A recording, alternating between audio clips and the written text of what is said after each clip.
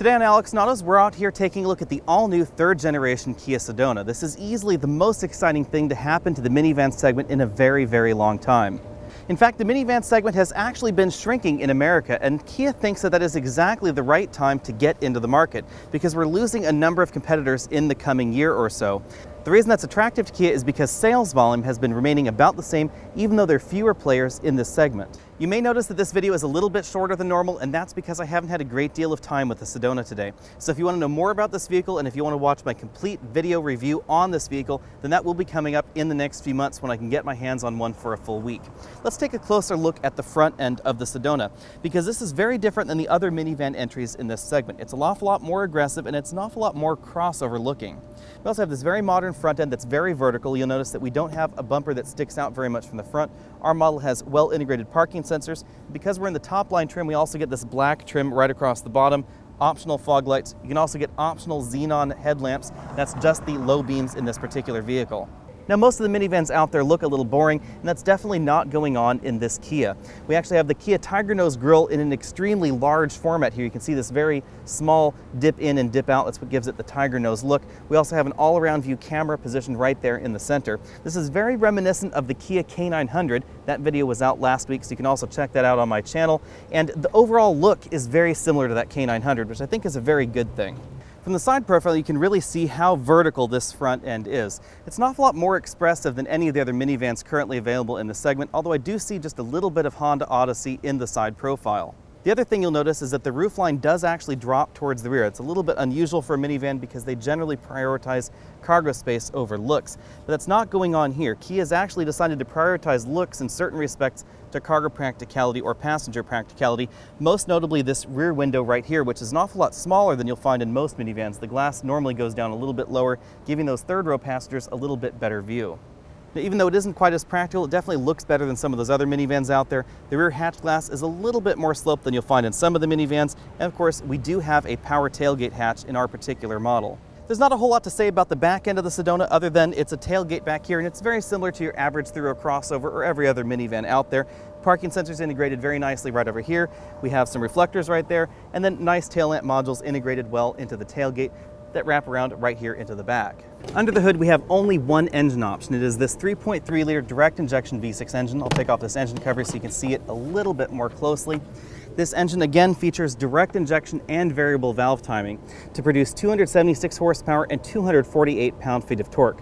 It is mated only to a 6-speed automatic transmission, sending power right here to the front wheels. This is a little bit less horsepower than you'll find in the Dodge or the Chrysler minivans, but it's just about the same that you'll find in the Toyota. Even though we have the same engine and transmission in all trim levels, fuel economy varies based on the model because of the options that the vehicle has on it. Things start out with the L, LX, and EX models at 18 miles per gallon city, 24 highway, and 20 combined. The SX model gets slightly higher at 18, 24, 21, and that's thanks to an electric power steering system in that model. The base models get a traditional hydraulic unit. Now, if you jump up to the SXL model, the additional feature content in the vehicle increases the curb weight, and that does drop the fuel economy. That fuel economy will drop down to 17 miles per gallon city, 22 highway, and 19 combined. Front seat comfort is very good, and like many vehicles, it varies depending on the options that you get. It comes in between 8 and 9 out of 10 points. Minivans are typically very comfortable because we have a much more upright seating position than you'll find in your average crossover or even your average sedan.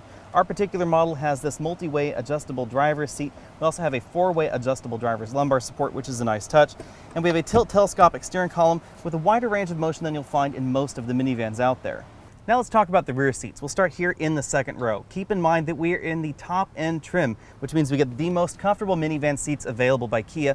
We actually get the most comfortable seats available in any minivan, really. And these also move in 8 different directions, which is pretty unique. Let's go over that. So right here we have this first lever that moves the seat forwards and backwards. We then get a lever that raises and lowers the ottoman. And in order to use that ottoman, we actually have to move the seat inward. And that is kind of a unique feature about this minivan versus something like a Toyota Sienna. Because the Sienna, you can't really use the ottomans if you're too far forward.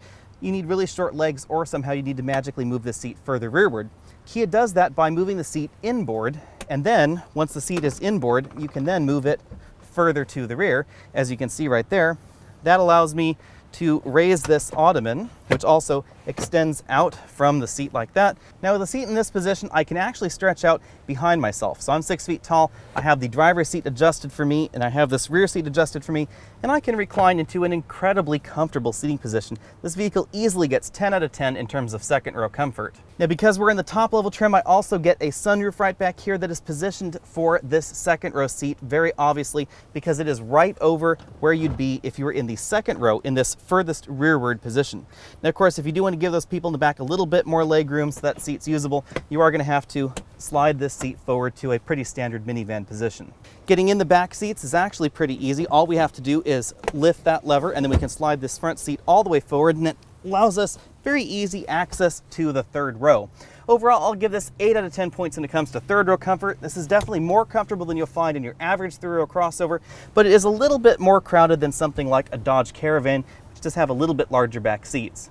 One thing to keep in mind if you do plan on using these third row seats frequently is that our model has the optional sunroof. And if you do get that sunroof, it does reduce rear headroom, and my head is touching the ceiling right there, as you can see. If I scoot on over to this middle seat in the third row position, it's a little bit more pronounced because even this third row has a slight bucket shape to the outboard seats. Now, one interesting touch if you're a growing family is that Kia does offer 3 latch anchor positions in this vehicle. We have 2, one in each of these outboard second row seats. If you get the 8-passenger configuration, then you don't get a latch anchor for the center seat, although that center seat is removable in the second row. Right back here in the third row, the 40 portion, because this is a 60-40 split folding bench seat in the third row, the 40 portion gets latch anchors, and the center position in this 60 side gets a top tether, but no latch anchors. Let's take a quick look at the interior, starting with the third row. We do get these adjustable headrests in the back. We also get cup holders that are integrated right there into the side. Now the third row also reclines. We just pull on this little tab right here and you can recline the third row or fold it completely flat like that. The center seat belt for the third row does come down from the ceiling, which I find a little bit less convenient because it is left to dangle. And then you can lift this lever and then stow this seat right there into the trunk. It will fold completely flat with the cargo area. Some nice touches behind the third row seats are a 110 volt power outlet in our model, a 12 volt power outlet, and a removable flashlight right there in the back. Just press that button and the flashlight lights up. Moving up to the second row, we have height adjustable seat belts over here. We also have butterfly headrests and adjustable side armrests. Because our model is the top end trim, we have contrasting Napa leather upholstery with a little piping strip right there between the 2 different colors. Our vehicle has the 3-zone climate control with the ceiling vents. These are the controls for the rear zone climate control. We also have these integrated sunshades integrated right into the doors. Now you will find more soft touch plastics inside the Sedona, especially in the rear cabin, than you'll find in the Toyota. We actually have a soft touch strip right up here on the door, hard plastics below that, and a fake wood trim strip right down there. In the center console, we have 2 cup holders for the second row passengers. We also have a little storage cubby right there, 110 volt power outlet, USB charging outlet, and then a storage bin that pulls completely out if you want it to. Moving up to the front seats, we again have height adjustable seat belts, but we don't have the butterfly headrests. These are just standard 2-way adjustable headrests. If we look up towards the ceiling here, you can see that we have 2 different sunroofs in the upper level trim. So we have one right up there, and then we have that one right back there. Again, that one is positioned for that second row luxury seating package, as you can see, which does go quite far back in the vehicle. It's right above that second row's head right over there. And then we have this second sunroof right up here for the driver and the front passenger. The front doors are made of a combination of hard and soft touch plastics. We have soft touch plastics in the upper and this middle section right here, soft touch armrest, and then hard touch plastics lower down the door. It is a little bit difficult to tell in the video, but ours is a 2-tone brown interior that we're taking a look at right here. We have this dark chestnut brown lower right here, and this is more of a tan upper right here. We have 2 glove boxes. This is a relatively small one. It's about the same size as an iPhone. You can see you can drop it right in there. You can't really fit it that way. The lid won't close. Below that, we have a large secondary glove box. I was able to fit an iPad in this particular glove box, and we have an air conditioning vent right back there to help keep your goodies cool. The dashboard design in the Sedona is very reminiscent of the Kia K900, which I think is an attractive thing to be reminded of. We have our start-stop button right over here, air vents, we have our UVO infotainment system. If you want to know more about this, then click that link at the bottom of your screen. You'll be taken on over to the latest UVO infotainment review that I have. It's generally the same. There are a few little changes for the Sedona for this model year. Right behind here, we have our SD card for the mapping database, and then we have an eject button and a single slot optical display right up there. These are fixed buttons for most of the UVO commands. We have a power button over here, radio, media, UVO, phone, track, up, down, map, navi, info, setup, and a tune button right over there. Below that, we have our climate controls for our 3-zone climate control equipped vehicle. Driver over here, passenger over there, rear down here, and then the various buttons right over there. If we hit the climate button right here, it will give you a climate status right here on this 8-inch touchscreen. Now you may notice that something is missing from the Sedona's dashboard. We don't have a column shifter over here, and then we don't have some sort of funky gear shifter nestled or integrated right here into the dashboard. That's because we have a very traditional console shifter. By giving the Sedona a traditional shifter right here in the center console, it gives it a more sedan-like or more crossover-like feel. Right over here we have two large cup holders hidden behind this roller top. We have heated and cooled seat controls right over here. This is our all-around camera button. This is a very nice option available in the Sedona. Parking sensors, drive mode select, heated steering wheel button, and cooled seats and heated seats for the driver. Right up here we have the USB input and the auxiliary port for the UVO infotainment system. The Sedona is the second model in the Kia lineup to get their all-around camera system that was launched in the Kia K900. You can see right here we have what looks like a bird's eye view of the vehicle. That's done by putting 4 cameras all around the vehicle. There's one in the back, one in the front, and one under each of the side view mirrors. Then the vehicle then digitally stitches that image together to make it look like a bird's eye view. Right now we're taking a look at the all-around view, which is seen by that little icon right there. We can just look at the front camera since we're in drive, the front and the left camera, or the front and the right camera to help you in parking maneuvers. I like the all-around view myself. Now if I put it in reverse, we get basically the same thing, only in reverse. We get the all-around camera right over there. And then right over here on this side, we can choose between the rear view only, rear in the side, rear in the other side. Or we can always go back to that all-around camera view. Like many vehicles out there, the turning lines do turn as you rotate the steering wheel to help tell you where the vehicle would go if you were in reverse.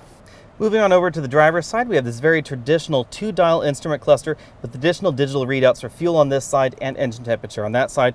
We have a multi-mode information cluster right there in between the speedometer and the tachometer, and we can cycle between our range, navigation directions and instructions, safety systems, audio, vehicle service intervals, as well as vehicle settings. Moving on out to the steering wheel, we have a 3-spoke design right here with fake wood trim right across the top. On this side of the steering wheel, we have our cruise control buttons. Our vehicle is equipped with the optional radar cruise control system. This is a full speed range system, so it will take you to a complete stop and hold you there in stop and go traffic. On this side, we have our dedicated phone hang up and pickup buttons, volume knob that rotates right there, track up, down, mode button, and voice command button. Moving on over to the ceiling, we have an enable disable button for the power doors. We have power door buttons for the left and right power doors and the rear tailgate hatch. We also have separate buttons for the front and the rear sunroofs. This is a map light button. You can also turn them on individually by pressing on the map light right there. And right here we have a little rear view monitor so that way you can see the kids in the back seat.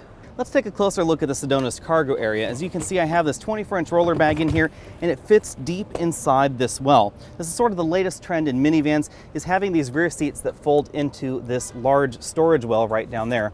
I'm going to drop that headrest, pull that cord, that seats that front section, then I can pull this third row right back here and push it into place right there in the floor. Now with the third row stowed into place, I do have more room back here behind the second row seats than you'll find in your average 3-row crossover. Keep in mind that the second row is moved all the way back in its tracks. And all the way back in its tracks, I can actually put out my legs on the ottoman without touching the front seat back, and that front seat was adjusted for me also at 6 feet tall. Kia has designed the Sedona to accommodate a 4x8 sheet of plywood, but one important thing to keep in mind is that the second row is not removable from the vehicle. So you can stow this third row right down here, but the second row has to stay in place. Now if you're in the model that we're in, which is the very top end model, then all you can do is fold these front seat backs flat. Now if you're in the second model down from this, then the front seats have an extra trick up their sleeves. The seat bottom cushion will actually flip up, and then the whole seat will collapse against the back of the front seats, giving you more cargo room. Now because all the cargo room back here is used up by the seating arrangement, you will find the jack behind a little panel right here on the side.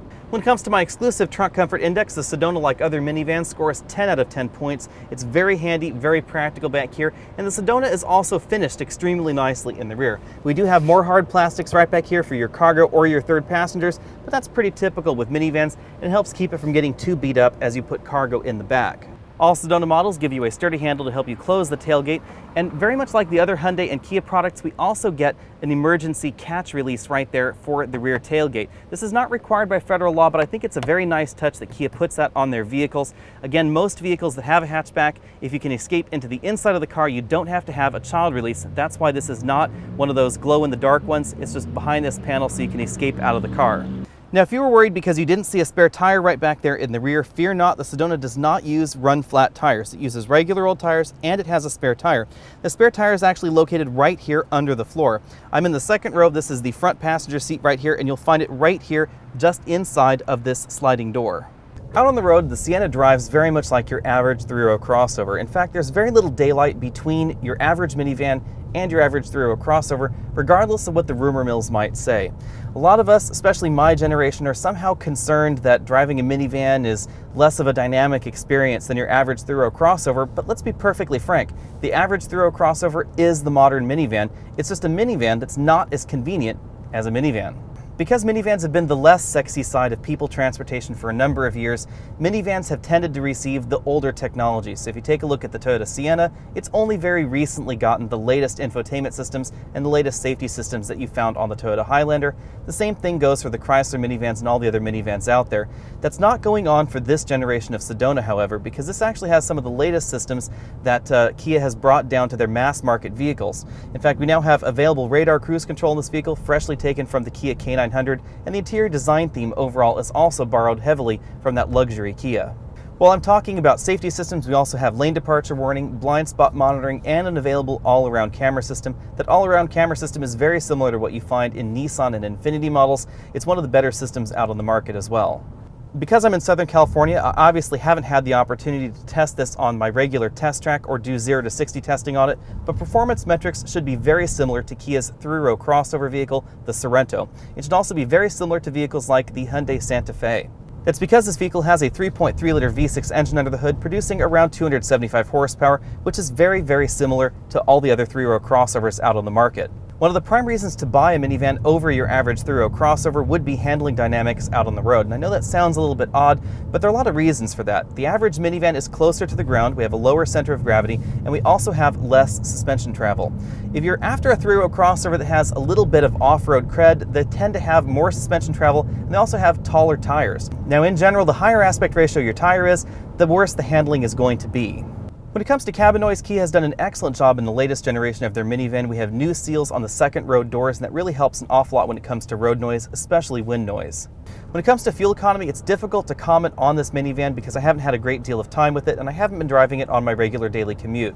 Kia does tell us that we should average just over 20 miles per gallon in most forms of this minivan. If you get the top end trim, then fuel economy does drop just a little bit. Just over 20 miles per gallon is pretty much the same that you're going to get in any of the minivans out there. Now, regardless of what most manufacturers tell you, in my evaluations, very few three-row crossovers get over 21 miles per gallon either, so in that respect, this is very similar to those other entries as well. If you want to know more about how the Sedona drives, especially if you want to know how this lines up in my out of 10 scores, then go ahead and click that subscribe banner at the bottom of your screen. You'll be updated on all of my latest videos, including the full review of this vehicle when I can get my hands on one for a week.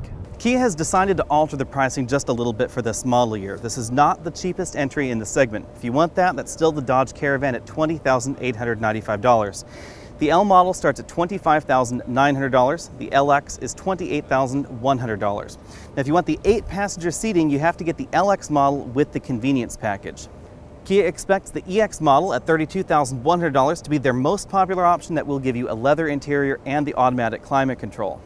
There are then 2 all-new models for this year. We then have the SX model at $36,100 that gives you the premium audio system, upgraded seats, and a few other options. The model we're taking a look at here is the SXL model, and that starts at $39,700 that gives you the high-end rear seating and some unique options, including the unique front-end treatment. I don't have time in this video to go in detail about the comparisons, but if you are after the least expensive minivan in this segment, the Sedona is not it. That will still be the Dodge Caravan. However, if you're after one of the best values in the segment, then the Sedona does incredibly well for itself. Also, if you're looking at a minivan that is most crossover-like, or if you're looking for a crossover, but you may be swayed by a minivan, the Sedona is definitely the vehicle for you because it is very crossover-like on the inside. It's also more attractive and a little bit more exciting on the outside than your average minivan. If you're looking for the minivan with the most gadgets and options or the most luxury goodies on the inside, then the Sedona is definitely the minivan for you. It beats the Toyota Sienna by a decent margin. We get more comfortable second-row seats. We also get a few more options on the inside in terms of technology. Very notably, we get that full speed range radar cruise control with the pre-collision warning system, which is fairly unique in this segment. Now, the question of would I buy a Sedona or should you buy a Sedona really depends on whether or not you have a mental hang-up about minivans. Because if you do, then the Sedona is not going to be right for you and no minivan will be right for you. If, however, you're looking at something like a three-row crossover vehicle, but you find that the three-row crossover has too many problems with it, it's not big enough on the inside, doesn't handle quite as well necessarily, it's not quite as practical for your family, then a minivan honestly makes a great deal of sense, because we get an awful lot more cargo room on the inside, more passenger room on the inside, and more comfortable back seats than your average three-row crossover. In fact, we actually have more room in the third row seat than your average full-size crossover, so I'm not just talking about mid-sized three-row crossovers. If you're looking at something like a Chevy Tahoe or a Chevy Suburban, you actually may find that a minivan is more practical and more convenient for your needs. Now, something like a Suburban is actually going to be a little bit bigger than this in the back, a little bit more cargo room, a little bit more room in the third row, but something like a Tahoe will actually be a little bit smaller, even though it's a much bigger vehicle on the outside. Now, if you're looking for an all-wheel drive minivan, you won't find one here. Kia has decided not to create an all-wheel drive version of the Sedona, so if you need one, you're only left with that Toyota minivan. My bottom line with the Sedona is that this is easily the most exciting minivan available in the United States. If you're looking for a three-row crossover or a minivan, you should definitely put the Sedona on your shopping list. Thanks for taking the time to check out this video. Again, I'm Alex Dykes, and this has been the 2015 Kia Sedona minivan. Go ahead and click that subscribe banner at the bottom of your screen so you can be updated on all of my latest videos, including the full and complete review on this minivan coming up in the next few months. You can also find me over at facebook.com/AlexandAutos, over at Twitter as AlexandAutos, and you can always email your questions to alex@alexandautos.com. I'll see you next week.